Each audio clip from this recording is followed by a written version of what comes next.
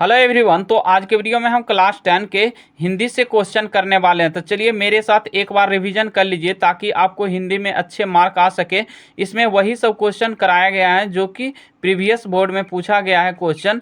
तो चलिए मेरे साथ एक बार रिवीजन कर लीजिए फटाफट ताकि आपको हिंदी में अच्छे मार्क आ सके। तो देखिए मेरा पहला टॉपिक जो होगा ये गद्यखंड से होगा।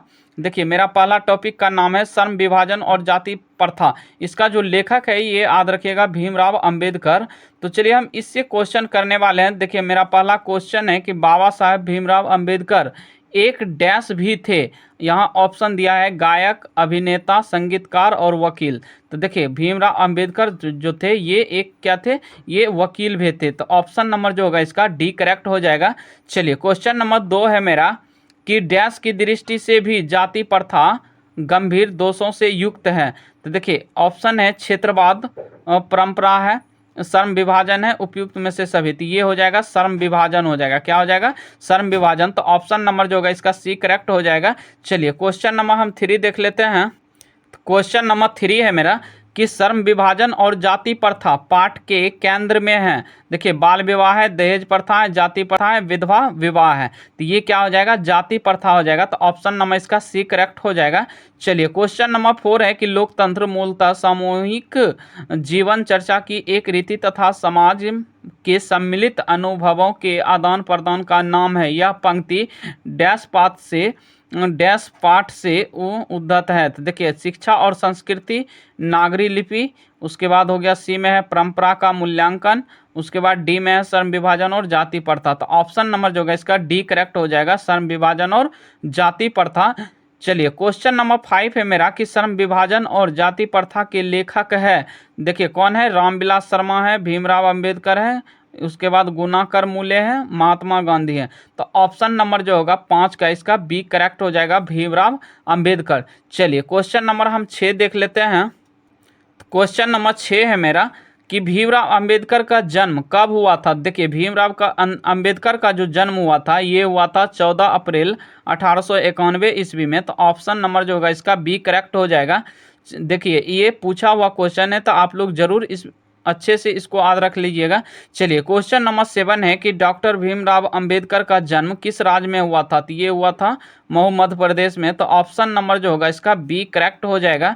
चलिए क्वेश्चन नंबर 8 है कि भीमराव अंबेडकर की मृत्यु कब हुई थी। तो देखिए ये दिसंबर 1956 में, मतलब 6 दिसंबर, जो तारीख याद रखिएगा तो इसका 6 दिसंबर 1956 में मृत्यु हुई थी। तो ऑप्शन नंबर जो होगा इसका बी करेक्ट हो जाएगा। चलिए क्वेश्चन नंबर 9 हम देख लेते हैं। तो क्वेश्चन नंबर 9 है मेरा कि डॉक्टर अंबेडकर किस वर्ग के परिवार में जन्म लिए थे। देखिए ऑप्शन है कि पिछड़ा वर्ग है, सामान्य वर्ग है, दलित वर्ग है, मध्यम वर्ग है। तो ये दलित वर्ग के परिवार में जन्म हुआ था इसका। तो ऑप्शन नंबर जो होगा इसका सी करेक्ट हो जाएगा। चलिए क्वेश्चन नंबर हम 10 देख लेते हैं। क्वेश्चन नंबर 10 है मेरा कि जातिवाद के पोषकों द्वारा श्रम विभाजन द्वारा किसका दूसरा माना जाता है। तो अब देखिए इसका जो है ना दूसरा रूप माना जाता है ये जाति प्रथा का। तो ऑप्शन नंबर जो होगा इसका बी करेक्ट हो जाएगा। चलिए क्वेश्चन नंबर 11 है मेरा कि जाति प्रथा किस प्रकार का श्रम विभाजन है। तो देखिए ये हो जाएगा जाति प्रथा अस्वाभाविक हो जाएगा। क्या हो जाएगा? अस्वाभाविक। तो ऑप्शन नंबर जो होगा इसका ए करेक्ट हो जाएगा। क्वेश्चन नंबर 12 में है कि जाति प्रथा के अनुसार श्रम विभाजन का आधार क्या है। देखिए ऑप्शन है कि मनुष्य की रुचि है, रोजगार सृजन, पैतृक पेशा, कौशल क्षमता।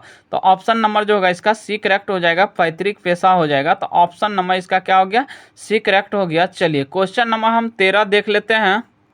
क्वेश्चन नंबर 13 है मेरा कि श्रम विभाजन और जाति प्रथा शीर्षक किनके द्वारा हिंदी में रूपांतरित हैं। तो देखिए ऑप्शन नंबर जो होगा इसका सी करेक्ट हो जाएगा, ललई सिंह यादव। तो ऑप्शन नंबर क्या हो गया? सी इसका करेक्ट हो जाएगा। चलिए क्वेश्चन नंबर 14 है कि श्रम विभाजन और जाति प्रथा शीर्षक पाठ की कौन सा विधा है।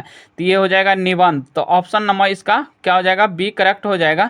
चलिए क्वेश्चन नंबर 15 है कि विडंबना का अर्थ क्या है। तो विडंबना का अर्थ जो है ये है उपहास। तो ऑप्शन नंबर इसका क्या हो गया? बी करेक्ट हो गया।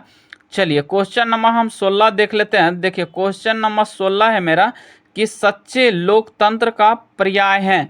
तो सच्चे लोकतंत्र का जो पर्याय है ये है भाईचारा। तो ऑप्शन नंबर जो होगा इसका सी करेक्ट हो जाएगा। चलिए क्वेश्चन नंबर हम 17 देख लेते हैं। क्वेश्चन नंबर 17 है मेरा कि भीमराव अंबेडकर के प्रेषकों के क्या क्या नाम थे। तो देखिए इसका नाम थे कि बुद्ध, कबीर, ज्योतिबा फुले। तो ऑप्शन नंबर जो होगा इसका सी करेक्ट हो जाएगा। चलिए हम क्वेश्चन नंबर 18 देख लेते हैं। 18 में है कि लाहौर का वार्षिक सम्मेलन कब हुआ था। तो देखिए लाहौर का जो वार्षिक सम्मेलन हुआ था ये हुआ था 1936 ईस्वी में। तो ऑप्शन नंबर जो होगा इसका बी करेक्ट हो जाएगा। चलिए क्वेश्चन नंबर 19 है कि भीमराव अंबेडकर की रचनात्मकता के प्रेषक व्यक्ति थे। तो देखिए ये है महात्मा गांधी, ज्योतिबा फुले, गोपाल कृष्ण गोखले, विवेकानंद। तो ऑप्शन नंबर जो होगा इसका बी करेक्ट हो जाएगा, ज्योतिबा फुले हो जाएगा। चलिए क्वेश्चन नंबर 20 है कि किनके प्रोत्साहन पर बाबा साहेब उच्चतर शिक्षा हेतु न्यूयॉर्क गए। तो देखिए ये किसके शिक्षा हेतु न्यूयॉर्क गए थे, ये गए थे बड़ौदा नरेश। तो ऑप्शन नंबर जो होगा ये बड़ौदा नरेश हो जाएगा। तो ऑप्शन नंबर इसका सी करेक्ट हो जाएगा। चलिए क्वेश्चन नंबर हम 21 देख लेते हैं। क्वेश्चन नंबर 21 है मेरा कि बुद्धा एंड हिज धम्म के लेखक कौन है। तो ये हो जाएगा भीमराव अंबेडकर। तो ऑप्शन नंबर जो होगा इसका डी करेक्ट हो जाएगा। चलिए क्वेश्चन नंबर 22 है मेरा कि भीमराव अंबेडकर की रचना है। तो ऑप्शन नंबर देखिए ए इसका करेक्ट हो जाएगा, the rise and fall of the Hindu women हो जाएगा। तो ऑप्शन नंबर जो होगा इसका ए करेक्ट हो जाएगा। चलिए क्वेश्चन नंबर 23 है कि भारत की जाति प्रथा की विशेषता है। तो ऑप्शन नंबर देखिए यहाँ दिया हुआ है ए, यह श्रमिकों का अस्वाभाविक विभाजन है। तो ऑप्शन नंबर जो होगा यही हो जाएगा, ए नंबर इसका करेक्ट हो जाएगा, क्योंकि यहाँ से जाति प्रथा का जो विशेषता है ये क्या है, अस्वाभाविक है। तो ऑप्शन नंबर जो होगा इसका ए करेक्ट हो जाएगा। चलिए क्वेश्चन नंबर हम 24 देख लेते हैं। क्वेश्चन नंबर 24 है मेरा कि लेखक आज के उद्योगों में गरीबी और उत्पीड़न से भी बड़ी समस्या किसे मानते हैं। तो ये मानते हैं देखिए निर्धारित कार्य को रुचि के साथ यहाँ विश्ववश करना। तो ऑप्शन नंबर जो होगा इसका ए करेक्ट हो जाएगा। चलिए क्वेश्चन नंबर 25 में का आधुनिक मनु कहा गया है। तो ऑप्शन नंबर देखिए ए में है कि डॉक्टर राजेंद्र प्रसाद को, महात्मा गांधी को, सच्चिदानंद सिन्हा को और डॉक्टर भीमराव। तो ये हो जाएगा डॉक्टर भीमराव अंबेडकर। तो आधुनिक मनु किसे कहा गया है, तो ये कहा गया है डॉक्टर भीमराव अंबेडकर को। तो ऑप्शन नंबर जो होगा इसका डी करेक्ट हो जाएगा। चलिए क्वेश्चन नंबर यहाँ से 26 देख लेते हैं। 26 में है कि लेखक की दृष्टि में विडंबना की बात क्या है। तो ये है जातिवाद, पोषकों की कमी नहीं है। तो ये हो जाएगा ऑप्शन नंबर जो होगा इसका 26 का एक करेक्ट हो जाएगा कि जातिवाद के पोषकों की कमी नहीं है। तो ऑप्शन नंबर क्या होगा इसका ए करेक्ट हो जाएगा।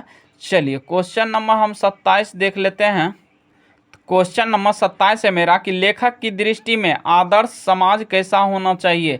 तो देखिए लेखक की दृष्टि में जो आदर्श समाज होना चाहिए ये होना चाहिए जिसमें स्वतंत्रता, समता और यहाँ से हो जाएगा भातृत्व का भाव हो। तो ऑप्शन नंबर जो होगा ए करेक्ट हो जाएगा। चलिए क्वेश्चन नंबर 28 है कि डॉक्टर अंबेडकर ने किस पत्रिका का संपादन किया था। तो ये किया था बहिष्कृत भारत का। तो ऑप्शन नंबर जो होगा इसका सी करेक्ट हो जाएगा। चलिए क्वेश्चन नंबर 29 है मेरा कि भारतीय संविधान के निर्माता के रूप में हम किन्हें जानते हैं। तो देखिए भारतीय संविधान के निर्माता के रूप में जो हम जानते हैं ये जानते हैं भीमराव अंबेडकर को। तो ऑप्शन नंबर जो होगा इसका बी करेक्ट हो जाएगा। चलिए क्वेश्चन नंबर हम 30 देख लेते हैं। चलिए क्वेश्चन नंबर 30 है मेरा कि डॉक्टर अंबेडकर का यहाँ से हो गया वार्ड में हिंदी में कितने खंडों में प्रकाशित हो चुकी है। तो ये हो चुकी है 21 खंडों में।